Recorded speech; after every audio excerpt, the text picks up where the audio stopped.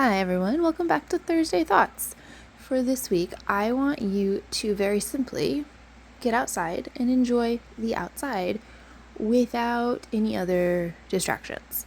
So not on your phone, you could read a book, no electronics, let's say.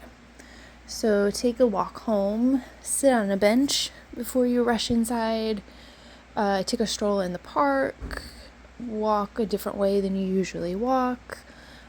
Go enjoy the sunset if you're out at that time, or the sunrise if you're up at that time. But just take the time to just recharge in nature. You don't have to be there long. This doesn't have to be an hour, 30 minutes. It can even be as long as this video, which is about 2 minutes. It can be 5 minutes. Start small, start attainable, and then see if you can make it part of your weekly routine, as long as the weather is nice. And who knows, maybe you'll find that on a day when the weather is not so nice, you still want to be outside. I think that's wonderful. So with that, go enjoy the outdoors. And I'll see you next time. Bye.